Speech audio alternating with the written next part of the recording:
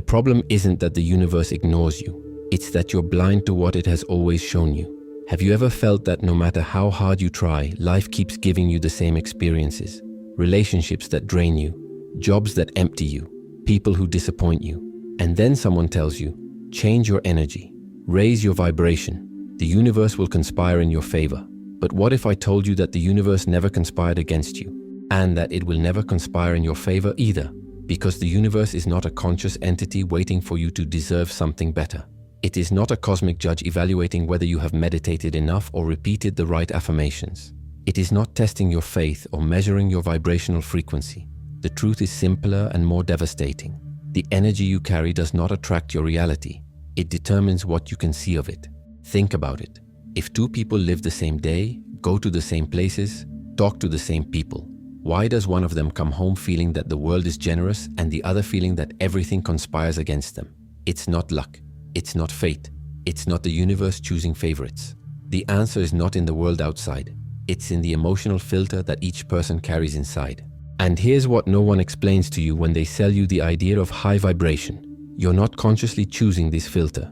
It has been formed over the years, layer by layer, through every disappointment you swallowed, every rejection you internalized, every time you decided you weren't good enough. And now it works automatically, filtering every experience before you even realize you're doing it.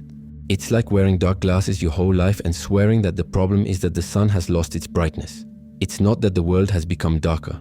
It's that you're seeing it through glass clouded by your own pain. And the more time passes, the more that distorted view seems to be the only possible truth. You're not attracting a bad reality. You're defending a filter that can only see ruin. And the scariest part of you would rather keep that filter than face what it means to abandon it. Because that filter, as painful as it is familiar. You know who you are when you're inside it. You know how to behave. You know what to expect. And changing that isn't just a matter of shifting your perspective. It's recognizing that you may have wasted years seeing shadows where there was light. And that's a truth that's too difficult to face. Do you know why this idea that the universe responds to your vibration has become so seductive? Because it transforms powerlessness into something noble. If life isn't giving you what you want, it's not because of a lack of real opportunities, brutal inequality, doors that never opened, structures that excluded you. It's just your low energy. It's comforting in a perverse way. You don't have to question why the system is unfair.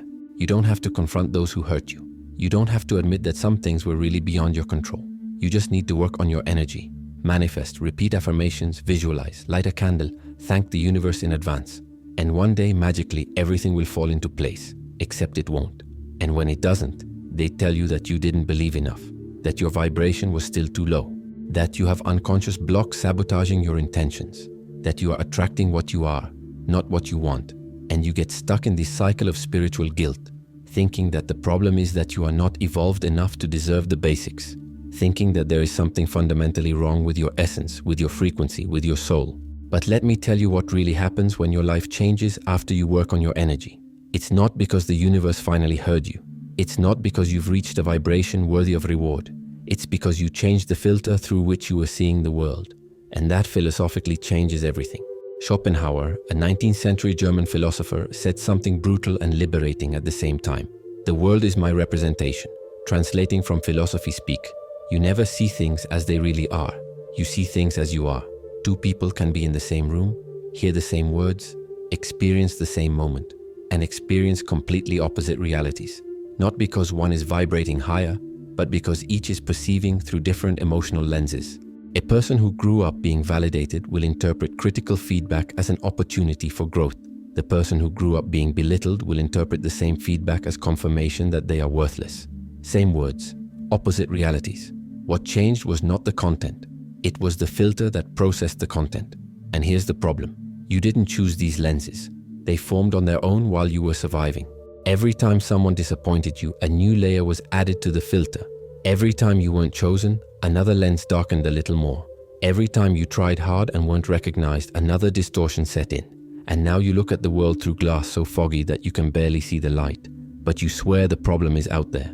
Think of a person who grew up feeling like they were never a priority. They may be surrounded by people who genuinely care about them, but their emotional filter will interpret any delay as abandonment, any silence as indifference, any tiredness on the part of others as proof that they don't matter. It's not paranoia. It's not empty insecurity. It's a perception system calibrated by pain, functioning exactly as it was programmed, to protect you from feeling again what has already destroyed you once. You are not attracting people who abandon you. You're interpreting every attitude through the filter of someone who already expects to be abandoned. And the cruelest part? When you finally find someone who stays, who makes an effort, who chooses you repeatedly, your filter doesn't know how to process it, because it was built to detect danger, not to recognize safety. It has been trained its whole life to alert you to threats, and now you're asking it to recognize peace. It has no reference for that. So you question, you test, you look for signs that it will end. You interpret every gesture with distrust, every word with suspicion, because if it's going to end anyway, and your filter guarantees that it will, you better be prepared, right? Wrong. Because while you're prepared for the end, you're blind to what's happening in the present. While your filter searches for confirmation of abandonment, you miss every gesture of care, every proof of presence, every moment someone chose to stay.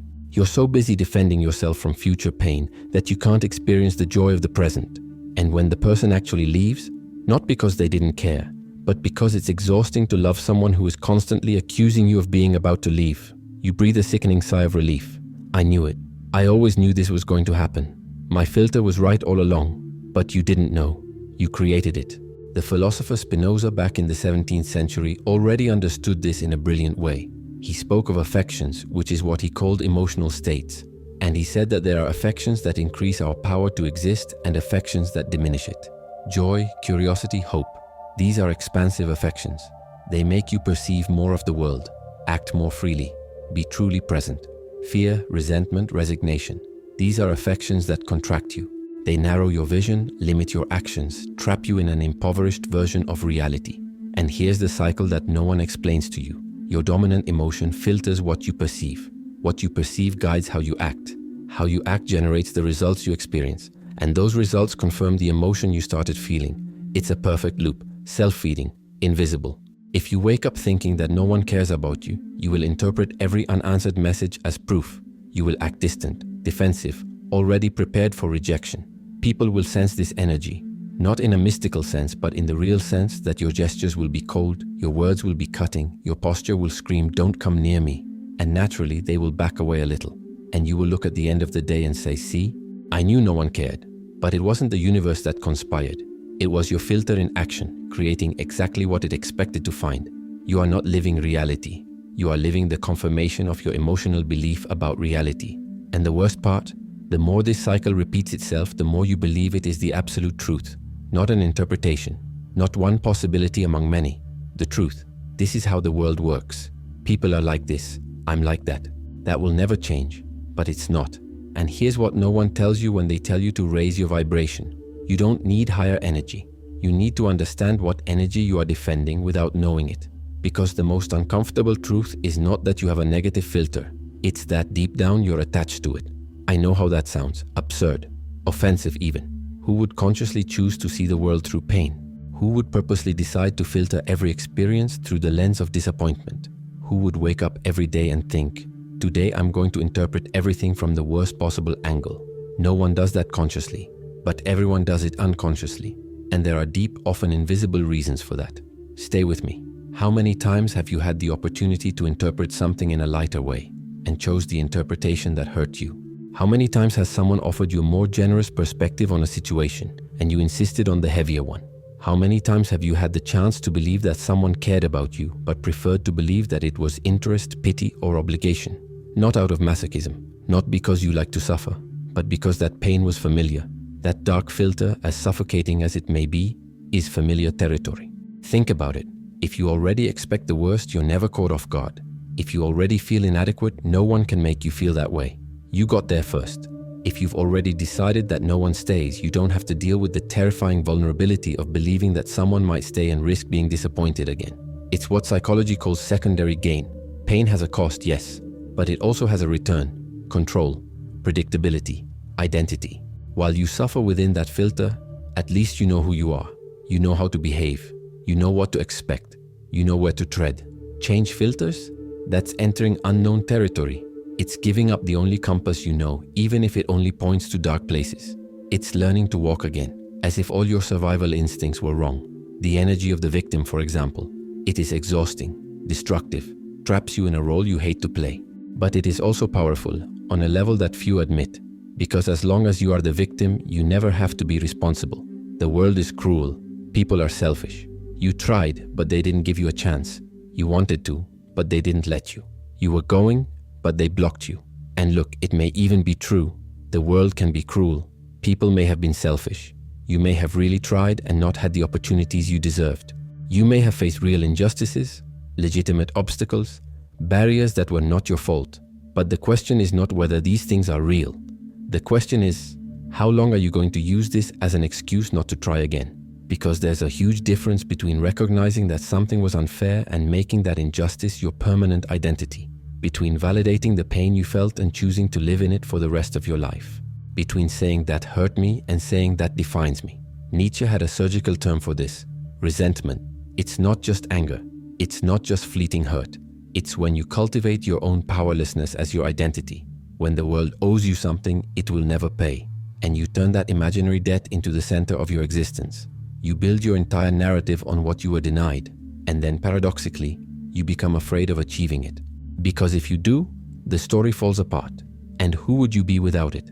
Some people spend their entire lives saying they want a healthy relationship, but sabotage every person who comes close to offering exactly that. Not because they don't really want it, but because a healthy relationship doesn't fit with the nobody is good enough filter. And if that filter falls away, what's left? Who are you if you're not the person who always disappoints? How do you present yourself to the world if not through your scars? Some people say they want prosperity, but boycott every opportunity that comes their way. They make excuses not to try. They procrastinate until the deadline passes.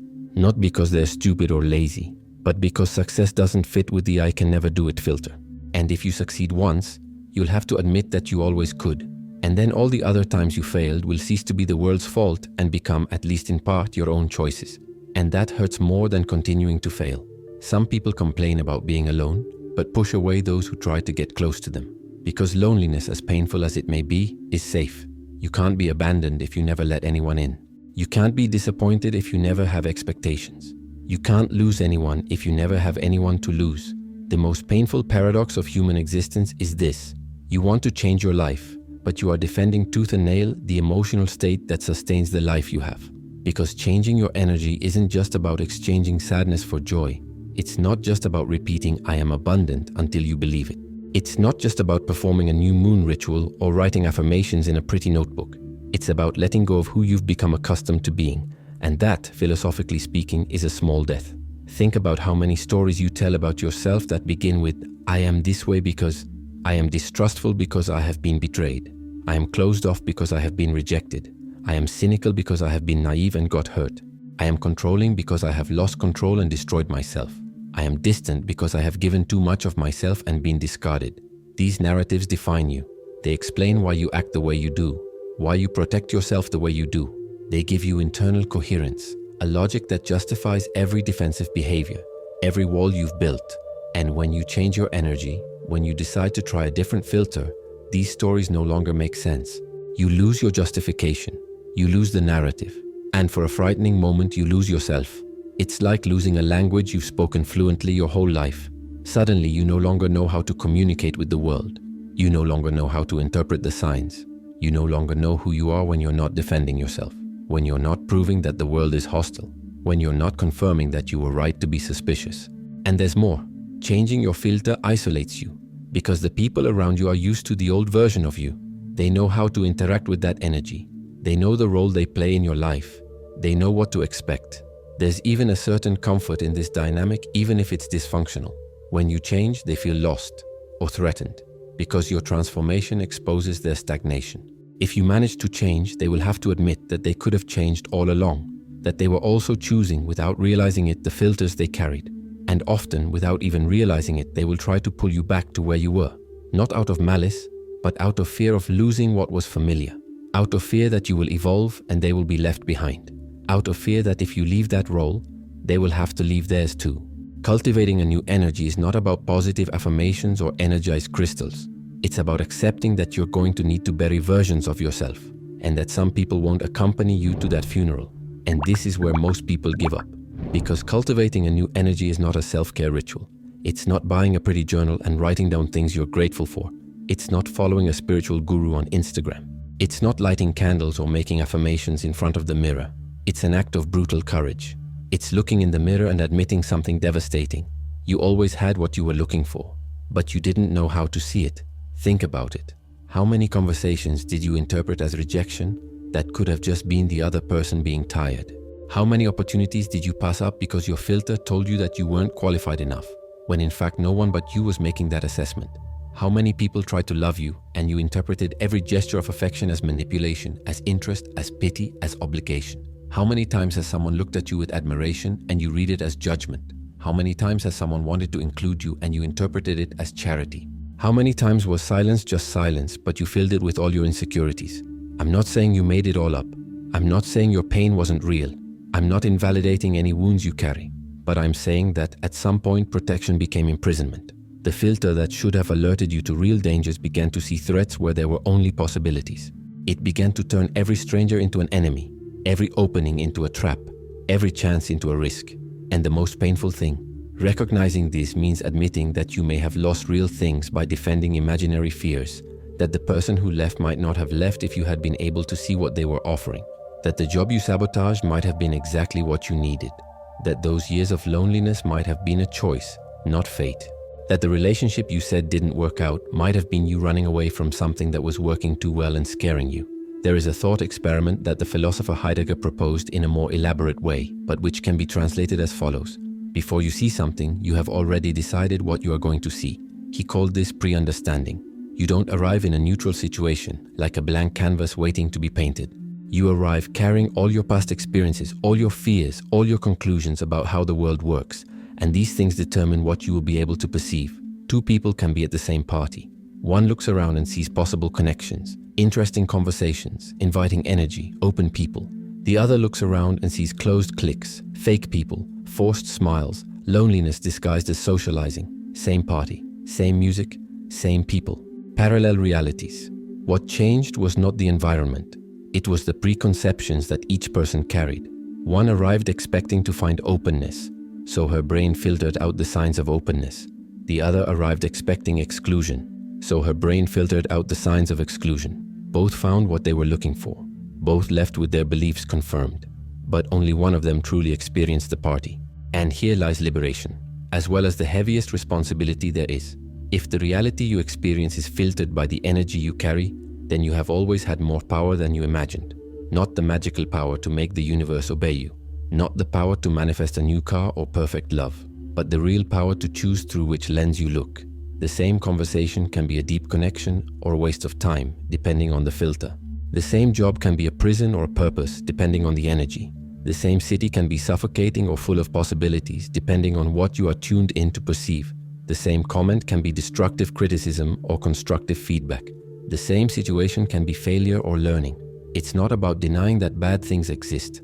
It's not about forcing toxic positivity or pretending that everything is wonderful when it's not. It's not about ignoring real injustices, legitimate pain, concrete problems. It's about recognizing that within what is available, you have been blind to half of the options. Imagine you are in a dark room with a dim flashlight. You can only illuminate one corner at a time.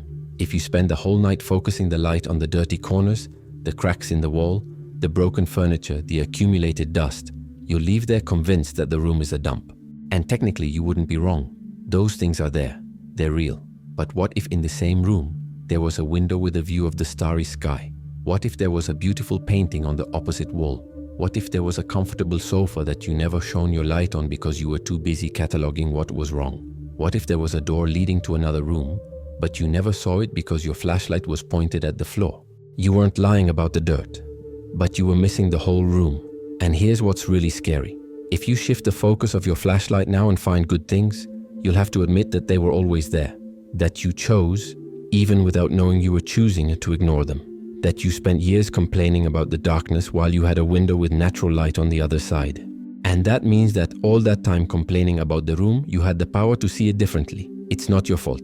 Let's be clear, it's not your fault. You didn't consciously choose to sabotage yourself. You were doing the best you could with the emotional resources you had. But it's also not fate. It's not the universe conspiring against you. It's not bad luck. It's awareness. And awareness hurts more than ignorance, because it takes away your right to continue victimizing yourself without question. But it also gives you back something you didn't even know you had lost, the possibility of living differently without needing the world to change first. You don't have to wait for people to improve. You don't have to wait for opportunities to fall from the sky. You don't have to wait for the universe to give you permission. You can right now start shining your flashlight into other corners of the room and see what has always been there, waiting to be noticed. But don't romanticize it. Changing your filter won't turn your life into a fairy tale. It won't make real problems disappear. It won't heal trauma overnight. It won't erase the past. It will turn your life into something more real. And that can be even harder to bear. Because when you change your filter, when you start to perceive the world through a different energy, you don't discover a magical universe where everything works. You discover a complex, ambiguous universe, full of nuances that the old filter simplified for you.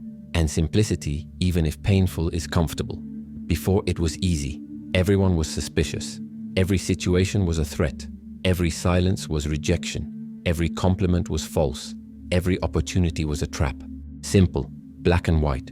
You knew where to tread. You knew how to protect yourself. You knew who you were, the person the world hurt.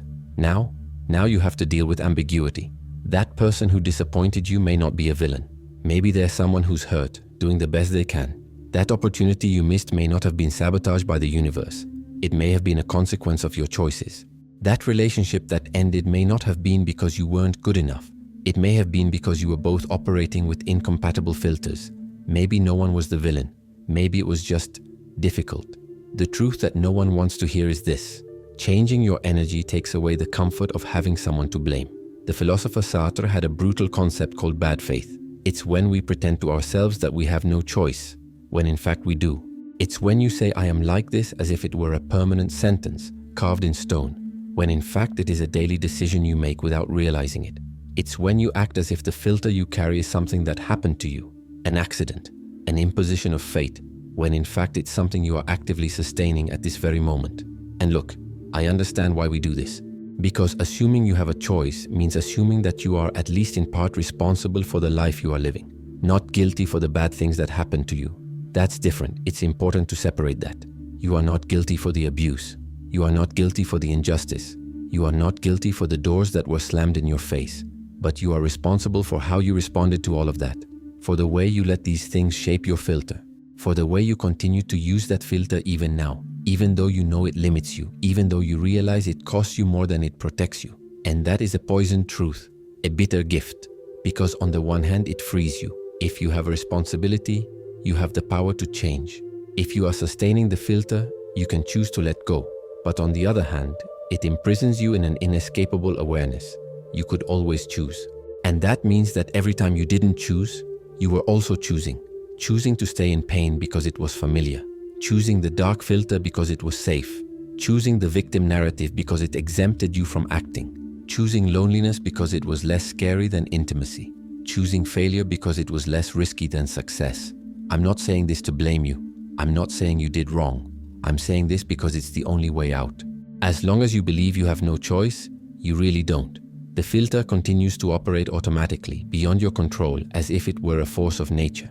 But the moment you recognize that you have a choice, even if it's a difficult choice, even if it's a choice between different pains, even if it's a choice that isolates you, you regain power over your own life. And here's the most bitter gift anyone can give you. Now you know you can choose your filter. And that means you can no longer pretend you don't know. You can no longer say that the universe conspires against you. You can no longer say that your energy is just the way it is. You can no longer outsource your life experience to external forces, to the past, to fate, to genetics, to childhood. You can no longer hide behind "I am this way because that happened." You can continue using the old filter. Many people do this even after becoming aware. Because at least it's a familiar suffering. At least you know how to behave within it. At least it gives you a coherent narrative about who you are. But now you'll know that you're choosing it. And that changes everything. Because conscious choice carries a weight that automatism does not. So what to do with that? How to live knowing that you are at the same time the prisoner and the key. How to wake up every day with the weight of knowing that you can change, but that change requires burying versions of yourself. The answer is not simple. It's not a step-by-step process. It's not a magic formula that I can give you here and solve everything. But there is a direction. There is a path that does not involve illusion, does not involve denying pain, does not involve pretending that everything is light and love. It involves brutal honesty. It involves looking at your filter without judgment, and this is fundamental, without judgment, and asking, what am I defending myself from feeling, and does it still serve me? Because it may be that some parts of your filter are still useful. It may be that some mistrust is still legitimate protection. It may be that some fear is still a real warning. It may be that some distance is still necessary self-care. The problem was never having a filter. We all have them, we all need them. The problem is never questioning whether it still makes sense, whether it still serves you or has become a prison. And if you realize that it no longer makes sense, if you realize that that filter is costing you more than it is protecting you, then the work of cultivating a new one begins. Don't force it, don't pretend, cultivate it. Like someone who plants a seed and waits, because these things don't happen by decree. They don't happen because you decided on a Sunday afternoon that things will be different. If you want to deepen this journey, if you feel you need a space to explore these filters more calmly, I leave you with this invitation.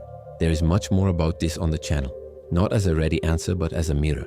Because sometimes we need to see our own pain reflected in someone else's words to finally recognize that it exists, to finally validate that we have the right to want something different. But back to the question, what does it mean in practice to cultivate a new energy without falling into the illusion of positive thinking?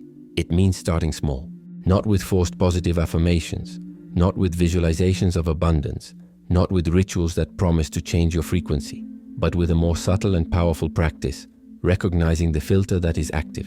Before you try to change anything, you need to see what's happening.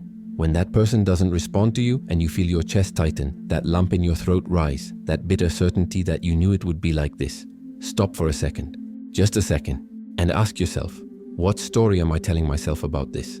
Because the story is never just, she didn't respond. The story is, she didn't respond because she doesn't care about me, because I'm not a priority, because no one ever stays, because I always knew it would be like this, because there's someone better competing for her attention, because I'm not interesting enough. Do you see how an objective fact, an unanswered message, turns into an entire narrative in milliseconds? How you've already judged, concluded, sentenced, and prepared yourself for abandonment before you even have any real information. The filter doesn't show you reality. It shows you the story you're used to living. And recognizing this, without trying to fix it yet, without blaming yourself, just recognizing it, is already revolutionary. Because for the first time you are seeing the filter at work, instead of being inside it thinking that it is the truth. It's like stepping out of the audience and seeing that you are watching a movie that you yourself were projecting. After recognizing it comes the hardest part, questioning it, not in the sense of thinking positive or invalidating what you feel. It's not about pretending the pain doesn't exist, but questioning whether that interpretation is the only one possible, whether that is the only movie that can be projected with that data. She didn't respond because she doesn't care, or is she dealing with her own problems and I haven't even crossed her mind yet? Or did she see it and will respond later when she has the emotional energy for it? Or did the message get lost among the 50 others she received today? Or is she just tired and it has nothing to do with me? Or is she in a meeting? Or did her phone run out of battery? Or is she having a difficult day and can't respond to anyone? All of these possibilities exist in the same universe. They are all equally plausible. But the filter chooses one, always the one that confirms what it already expected, the one that validates the pain you are used to feeling, the one that keeps you in the familiar narrative. And you can start choosing differently, not out of forced optimism, not because you have to be positive, but out of radical honesty, because you don't know what's going on in the other person's head. You just don't know. And while you don't know, you're creating a fiction anyway. The filter is making up a story. So why not question whether that story is the truest one? Why not consider that maybe, just maybe, you're creating a fiction that's more destructive than it needs to be? Spinoza would say that this is increasing your power to exist. It's choosing the affection that expands you instead of the affection that contracts you. And it's not about denying reality.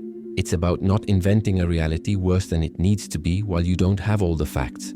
This is cultivation. It is little by little training your brain to consider other interpretations, not clinging to the first story that the filter offers you, living in doubt instead of painful certainty, accepting I don't know instead of inventing the worst possible scenario just to have control over the narrative. And there's something no one tells you. At first it will seem fake. It will seem like you're deceiving yourself, deluding yourself, being naive, because you've spent so much time operating with a filter that now it seems to be reality, the real world, how things really work. And anything different seems like illusion, fantasy, denial. But the truth is the opposite. The old filter was the illusion, and you are finally beginning to see. It won't be linear. It won't be an overnight transformation. There will be days when you will be able to see clearly, question the filter, choose lighter interpretations, live more lightly. And there will be days when the old filter will take over completely, and you will find yourself reacting in the same old way, creating the same cycles, confirming the same beliefs, falling into the same patterns. And that's okay. Seriously, it's okay. It's not about perfection. It never was. It's about direction. It's about gradually having more days of clarity than days of automatism. It's about recognizing the filter at work instead of being completely blind to it. Camus, a French philosopher, had a beautiful idea about this. He talked about the absurd, the contradiction of existing in a universe that makes no sense, that owes you nothing, that has no absolute truth waiting for you, and yet still having to create meaning in order to continue living. And he said that the answer is not to pretend that the universe makes sense, nor to fall into despair that nothing matters. The answer is to live with lucidity, to recognize the absurd and still choose to live fully. Translating this to our context, you can recognize that filters exist, that life has no absolute truth waiting to be discovered, that reality is always interpretation, that you will never know for sure what is going on in other people's heads, and still choose interpretations that allow you to live better, not out of illusion, but out of wisdom. Because cultivating new energy is not about elevating or transcending or reaching a higher frequency. It's about stopping what diminishes you.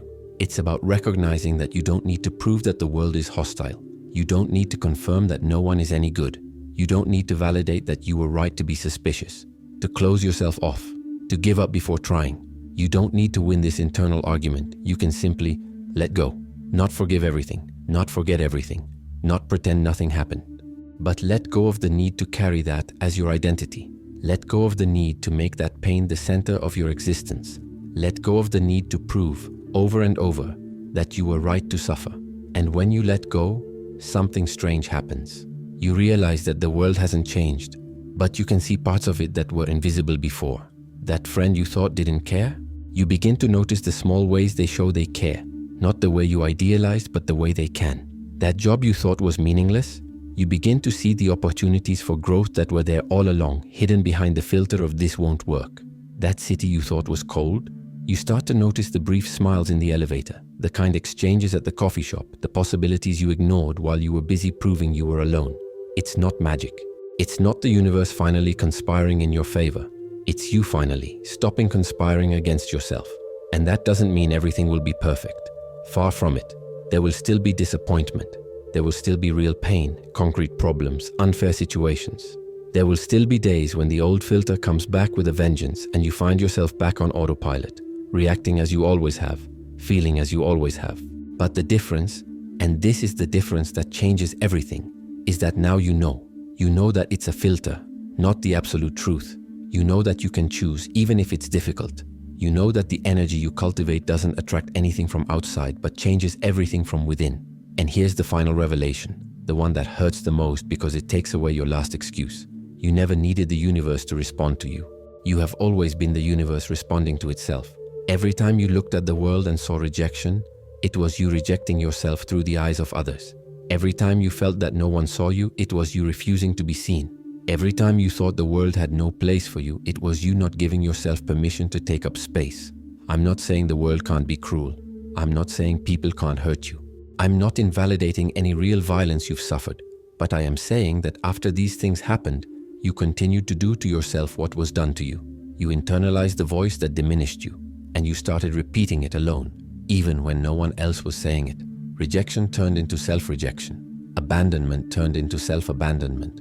Criticism turned into relentless self-criticism. And you spent your life trying to protect yourself from feeling again what you already felt inside, all the time, coming from yourself.